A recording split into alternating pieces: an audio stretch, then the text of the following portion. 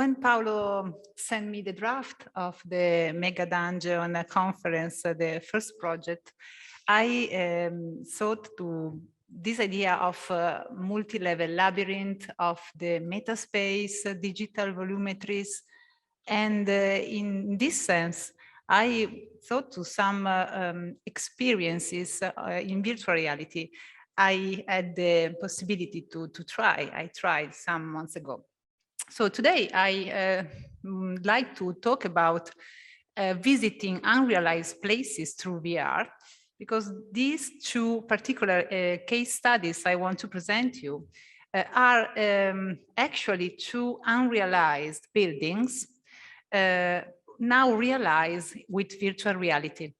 So I'm wondering to understand the relation between this idea of multi-layered space, and these places that actually don't exist, but at the same time they exist, and I visited them. So I was wondering about this relation.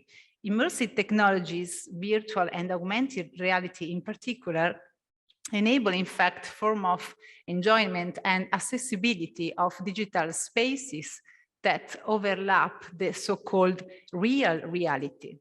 And so we have to face also this concept of reality. What is reality? What is virtual reality, augmented reality, and what is our real reality if it exists?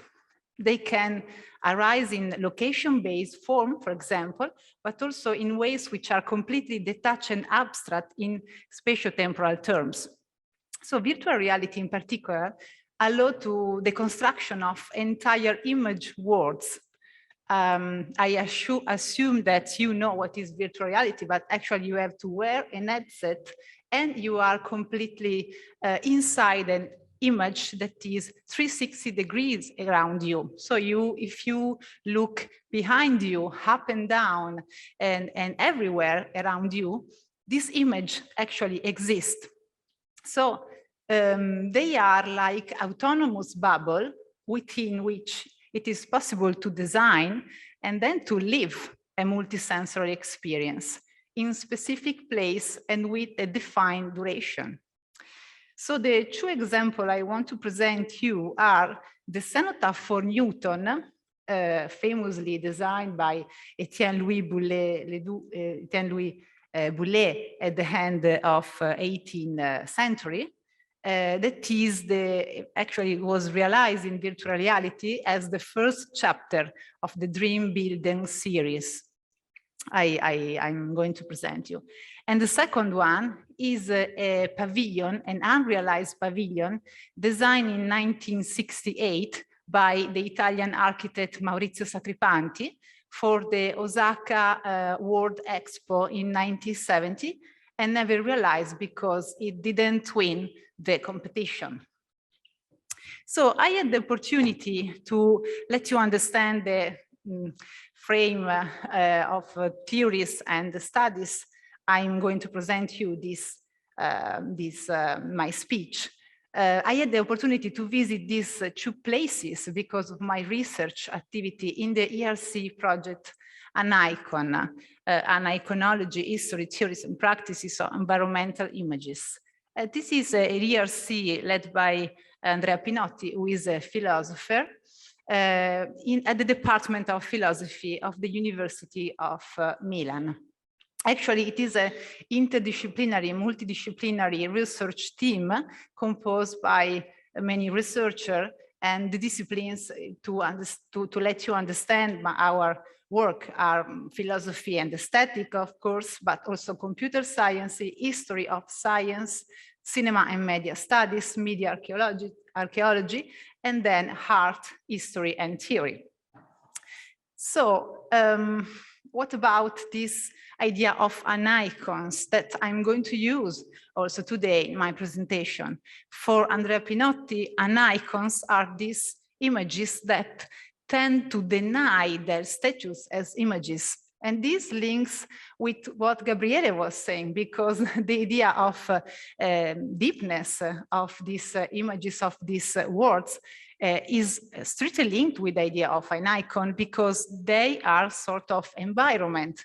So this is a sort of, Andrea Pinotti says, environmentalization of the image that pretend to be environment. They pretend to be places, spaces, or objects in place. For example, augmented reality object. And so I recently published this book that Paolo was mentioning before, dedicated to immersive narratives and immersive storytelling. As you know, the concept of immersion linked to the one of narrative make you think to be immersed, that is to say, lost in a story. Think, for example, to Don Quixote. So he lost himself in stories, also in a different place and time. In fact, we can assume that immersive media such as VR, AR, and mixed realities are ways to travel through time and space, and also to tell stories. This is not new because the history of these icons, if we call them this way, is full of great examples. Think, for example, to the panorama of the 18th and 19th centuries, which were a great example of that possibility, a way to be immersed and visiting places far away without actually traveling. So, for example, Charles Dickens defined his experience of the panorama of the Mississippi River an easy means of traveling night and day without any inconvenience from climate, steamboat company, or fatigue from New Orleans to the Yellowstone Bluff. And actually, virtual reality is the last technology that can do it, that can make you travel in an extraordinary way. But the history of an icon of immersive strategy to build environment images, to put you inside an image that pretends to be an environment, is not new at all. And Oliver Grau described it in his very famous book, From Illusion to Immersion. So the first example I want to present is the one you see in this image, the virtual reality reconstruction of the cenotaph for Newton and Boulez original drawings. You can see here some images, were the first documents that the studio, Femme Fatale Studio from Paris, used to recreate this utopia. So we talk about utopia and the relation between the idea of Megadungeon and utopia, and this is an example. The cenotaph, as you know, is an empty tomb, and it was an homage to scientist Isaac Newton 50 years after his death. And the building was actually 150 meters tall sphere, taller than the Great Pyramids of Giza, to let you imagine, encompasses by 2 large barriers circled by hundreds of cypress trees. So Dream Builder VR is a VR experience that invites the visitor, Femme Fatale Studio, I'm quoting their website, on a poetic journey to discover architectural utopias. The collection will be composed of 10 episodes of 8 minutes to discover 10 monuments, 10 periods, and 10 utopias. The first episode is about the cenotaph for Newton, imagined by Etienne Louis Boulez, as a powerful tribute to science and to enlightenment. So the VR artists, you see here some pics from the inside experience. So this idea of recreation of VR is built like the invitation for visitor to a journey, to a travel. They work on the only existing drawings of the cenotaph, and then, how can we say, fill the project of this architect with research on him and also through their own interpretation. They strongly wanted not to betray the original project, but at the same time, it was a project like an utopian project. So there were not so many information about how to build it. I like to show you the trailer of the experience.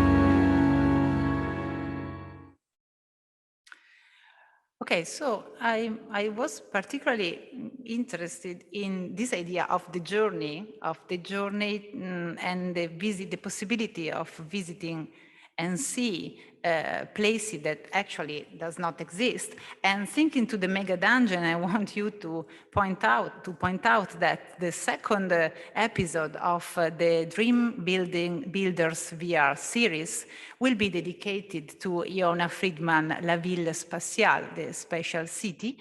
And so I think it's very nice and very interesting to see this idea, this futuristic concept of this city that where a glass structure raised on Pinotti extend like a ribbon over existing cities that Iona Friedman proposed in 1959 and then constantly reworked through the 20th century.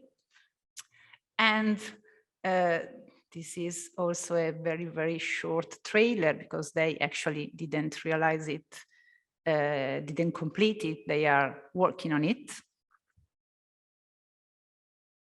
So this is the idea, I think, of the construction of a dungeon in a layer up to the city, upon the city, and will be realized in virtual reality. And the third episode will be devoted to the final section of a book written by an American architect and illustrator, Hugh Ferris, An Imaginary Metropolis, which describe an ideal future city with towering skyscrapers, broad avenues, and geometric city layout. Here are some pics from the Femme Fatale studio. Then the second experience, the second case study I would like to present today is this experience I had the opportunity to do. It is Osaka 70, Osaka 70, the VR reconstruction of the pavilion design, as I was saying before, for the 1970 World Expo in Japan, in Osaka, by Maurizio Sacripanti. The architecture was presented at the competition of ideas in 1968 to select the building that would represent Italy at the international exhibition, but it was never realized because it didn't win the competition. It wasn't realized till today, and thanks to team research project inside Pop Lab, now named Ultra, I had the opportunity to talk with the VR artists and architects, John Volpado and Valentina Temporin, who work on the project and were in charge of the tour during which they presented Osaka 70. The fact the reason the reason why they chose this project is also linked to the particularity, the nature of this pavilion that was a kinetic pavilion, the kinetic architecture. So the idea of time, or the fourth dimension of time, was originally in the project of Sacripanti. Here you can see the maquette, the model. The interest was based on the kinetic nature of this architecture and on its capability to involve the spectator in the space. And this was an innovative approach of Sacripanti that he took in his work and lessons, and then he proposed to the World Expo, thinking of it as a place, a space for experimentation. But what interested me the most, apart from the beautiful building and the wonderful experience that produced a sort of wow effect, because it's actually wonderful moving around you, and the colors are fantastic. I mean, it was really a wow effect, is the approach they chose to show it. Because they decided not to leave people to enter alone, to try by themselves the VR experience, but to guide them and make a virtual tour. So the guided tour is also social, so you can enter it with other people and you listen to the explanation of the building starting from the outside and then enter it with your cicerone or Virgilio, that in my case was Valentina. actually, you are, I was in the university in Milan, but I found myself in Osaka in 1970, visiting a pavilion that actually does not exist. And one of the possible use of this kind of experience is educational, for didactical purpose. But actually, this example allow me also to make some consideration I want to point out. First, the idea linked to our main topic of the conference, the Megadungeon. I would like to underline the importance of the enactment. So those layers of spaces of reality need to be to be lived, to exist. Because in this case, these virtual worlds, if you don't try to live inside, if you don't experience them, they don't exist. Actually, they don't exist in reality, but they need a sort of enactment. And in this case, it is not the reenactment. Today we are a lot talking about reenactment in art studies, and also here in Foscari there are great scholars working on reenactment. That is something that you reenact in different times. And so I try to define this kind of experimentation, realization a posteriori in different circumstances of work of art considered as unrealized as post-enactment practices. I have elsewhere defined these kind of practices as post-enactment because I have to confess that I am particularly in love with Unrealized Art project because of my project MORE, that is an archive and museum, digital archive and museum dedicated to Unrealized Art project of the 20th and 21st century. And also, even 10 years ago, when we, together with Marco Scotti, we decided to realize this archive and museum, we chose the virtual dimension of the web, of the internet, because of its virtuality. So we were we were studying, exhibit unrealized projects that are virtual in a virtual dimension. So it was very important to us to not betray their nature of unrealization, of unrealized project. And the other points I would like to point out, and I'm finishing my presentation, is the idea of the visit metaphor that we can, I think, use, and I'm thinking surely to the idea of visit a guided tour in the city, for example, cultural and historical reasons, or in museums, for example, the guided tour in a museum as a metaphor that we can use also for the Megadungeons, for the layered city, that is a layered city made of not only, real object or augmented object that inform you about something that is real, that is a historical event. Think, for example, to the use of the augmented reality to tell stories about the places you can visit. But they can also open the space of possibility to let you see what doesn't exist in your reality. And I think that the visit metaphor that, for example, Janet Murray used referring to the theme park in her famous book, Hamlet on the Holodeck, The Future of Narrative in Cyberspace, that she wrote in 1997, is an interesting tool to apply to what we call Megadungeon, that in my mind is a fragmented space in time and also through history and the history of possibilities of what the city could be, but that actually is not. And so in this sense, I see VR as a means of transport for traveling through time and space, expanding the already available dimension. Thank you.